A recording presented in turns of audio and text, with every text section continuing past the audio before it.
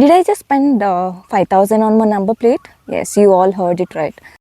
So you all might be wandering ಯಾಕೆ ನಾನು ಅಷ್ಟು 5,000 ಸ್ಪೆಂಡ್ ಮಾಡಿದೆ ಅಂತ. ಅದಕ್ಕೆ ಕೂಡ ಒಂದು ರೀಸನ್ ಇದೆ.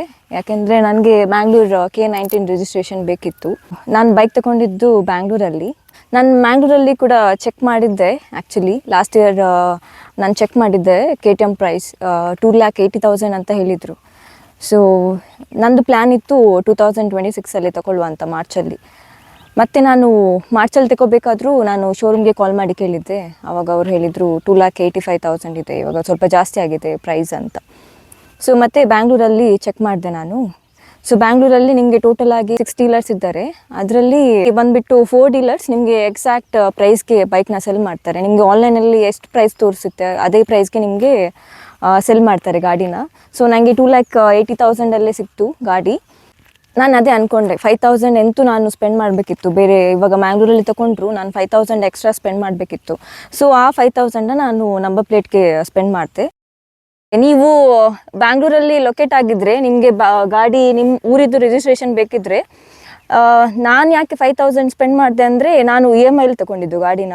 So if you are buying in EMI you have to spend around 5,000-6,000 extra. ಯಾಕೆಂದರೆ ರಿಜಿಸ್ಟ್ರೇಷನ್ ಪ್ರಾಸೆಸ್ ಎಲ್ಲ ತುಂಬ ಇದೆ ಅದರಲ್ಲಿ. ನೀವು ಫುಲ್ ಕ್ಯಾಶ್ ಕೊಟ್ಟು ತಗೊಳ್ಳೋದಾದರೆ ನಿಮಗೆ 5,000 ಎಕ್ಸ್ಟ್ರಾ ಕೊಡಬೇಕಂತಿಲ್ಲ. ಶೋರೂಮ್ ಅವರೇ ಎಲ್ಲ ಮಾಡಿಕೊಡ್ತಾರೆ ನಿಮಗೆ ಗಾಡಿನ, ನಿಮ್ಮದು ಎಕ್ಸಾಕ್ಟ್ ಪ್ರೈಸ್ಗೆ ನಿಮಗೆ ಮಾಡಿಕೊಡ್ತಾರೆ. ಸೊ ನಾನು EMIಲಿ ತಗೊಳ್ಳೋದ್ರಿಂದ ನಾನು 5,000 ಎಕ್ಸ್ಟ್ರಾ ಸ್ಪೆಂಡ್ ಮಾಡಿದೆ. ಅದು ಪ್ರಾಸೆಸ್ ಬಂದುಬಿಟ್ಟು ಯಾವ ಥರ ಅಂದರೆ, ನಿಮಗೆ ಅವರು ಡಾಕ್ಯುಮೆಂಟ್ಸ್ ಕೊಡ್ತಾರೆ. ಆ ಡಾಕ್ಯುಮೆಂಟ್ಸ್ನ ನೀವು ಕೊರಿಯರ್ ಮಾಡಬೇಕು ಮ್ಯಾಂಗ್ಳೂರ್ಗೆ ಕೊರಿಯರ್ ಮಾಡಿಬಿಟ್ಟು ನಿಮಗೆ ಫ್ರೆಂಡ್ಸ್ ಯಾರಾದರೂ ಇದ್ದರೆ ಅವ್ರಿಗೆ RTOಗೆ ಹೋಗಿ ಯಾರನ್ನಾದರೂ ಕಾಂಟ್ಯಾಕ್ಟ್ ಮಾಡಿ ಅಲ್ಲಿ ನೀವು ರಿಜಿಸ್ಟ್ರೇಷನ್ ಪ್ರಾಸೆಸ್ ಕಂಪ್ಲೀಟ್ ಮಾಡಬೇಕು.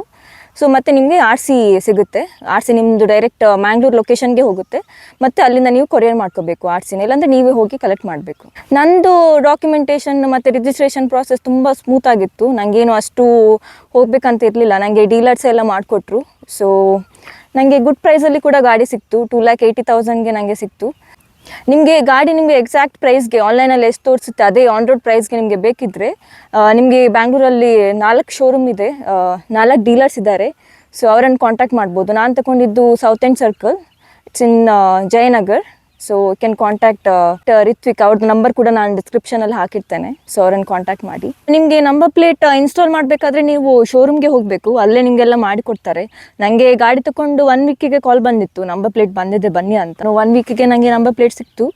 ಆ ದಿನವೇ ನನಗೆ ಡಾಕ್ಯುಮೆಂಟೇಷನ್ ಕೂಡ ಸಿಕ್ತು, ನಂದು ಡಾಕ್ಯುಮೆಂಟ್ಸ್, ಇದು ರಿಜಿಸ್ಟ್ರೇಷನ್ ಡಾಕ್ಯುಮೆಂಟ್ಸ್. ಸೊ ಅಲ್ಲೇ ನನ್ನ ಪಕ್ಕದಲ್ಲೇ DTDC ಇತ್ತು.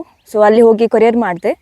ಮತ್ತು ನಂದು ಫ್ರೆಂಡ್ ಕೂಡ ಮ್ಯಾಂಗ್ಳೂರಲ್ಲಿದ್ದಾರೆ. ಸೊ ಅವ್ರಿಗೆ ಕೊಟ್ಟಿದ್ದೇನೆ ನಾನು ರಿಜಿಸ್ಟ್ರೇಷನ್ ಮಾಡಲಿಕ್ಕೆ. ನಂದು ಇನ್ನೂ RC ಬಂದಿಲ್ಲ. ಮೇ ಬಿ 2 ವೀಕ್ಸ್ ತಗೊಳ್ಳುತ್ತೆ ಅಂತ ಅಂದ್ಕೊಳ್ತೇನೆ. ಸೊ 2 ವೀಕ್ಸ್ ಆದಮೇಲೆ ನಾನಂತೂ ಮ್ಯಾಂಗ್ಳೂರಿಗೆ ಹೋಗಲಿಕ್ಕಿದೆ ನನಗೆ, ಅವಾಗ ಹೋಗಿ ಕಲೆಕ್ಟ್ ಮಾಡ್ತೇನೆ. ಸೊ ನಿಮಗೆ ಬೇಕಿದ್ದರೆ ನೀವು ಯಾರ ಹತ್ರ ಅದು ಹೋಗಿ ಹೇಳಿ ಕೊರಿಯರ್ ಮಾಡಿಸ್ಬೋದು ನಿಮಗೆ.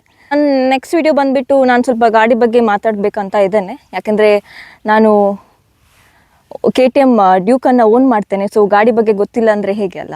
ಸೊ ಗಾಡಿ ಬಗ್ಗೆ ಸ್ವಲ್ಪ ಇನ್ಫಾರ್ಮೇಷನ್ ಗೊತ್ತಿರಬೇಕಲ್ಲ. ನಾನು ಗಾಡಿ ತಗೊಳ್ಳೋ ಮುಂಚೆನೂ ನಾನು ಸ್ವಲ್ಪ ರಿವ್ಯೂಸ್ ಎಲ್ಲ ನೋಡಿದ್ದೆ. ನೆಕ್ಸ್ಟ್ ವಿಡಿಯೋದಲ್ಲಿ ನಾನು ಸ್ವಲ್ಪ ಗಾಡಿ ಬಗ್ಗೆ ಮಾತಾಡಬೇಕಂತ ಇದ್ದೇನೆ. ಯಾಕೆಂದರೆ ನನಗೆ ಲಾಸ್ಟ್ ವಿಡಿಯೋದಲ್ಲಿ ನಾನೊಂದು ವಿಡಿಯೋ ಅಪ್ಲೋಡ್ ಮಾಡಿದ್ದೆ, ನೀವು ನೋಡಿರೋ ಪ್ರಕಾರ ರಿವ್ಯೂ ಶೇರ್ ಮಾಡಲಿಕ್ಕೆ ನಾನು ಹೇಳಿದ್ದೆ. ಸೊ ಅವಾಗ ನನಗೆ ತುಂಬ ಜನ ಹೇಳಿದರು KTM ತುಂಬ ಪವರ್ಫುಲ್ ಇದೆ, ತುಂಬ ಅಗ್ರೆಸಿವ್, ಹ್ಯಾಂಡಲ್ ಮಾಡಲಿಕ್ಕೆ ಆಗಲ್ಲ, ಅದು ಗರ್ಲ್ಸ್ಗಂತೂ ಆಗಲ್ಲ ಅಂತ ತುಂಬ ಜನ ಹೇಳಿದರು. ಸೊ ಅದ್ರ ಬಗ್ಗೆ ಮಾತಾಡಬೇಕಂತಿದ್ದೇನೆ. ಅದೇ ಆ ವಿಡಿಯೋಗೆ ವೆಯ್ಟ್ ಮಾಡಿ, ಅದ್ರ ಬಗ್ಗೆ ನಾನು ಮಾತಾಡ್ತೇನೆ. ಸೊ ನಿಮಗೆ ಇದು ವಿಡಿಯೋ ಏನಾದರೂ ಇನ್ಫಾರ್ಮೇಟಿವ್ ಅಂತ ಅನಿಸಿದರೆ please like, share and subscribe. See you on the next video.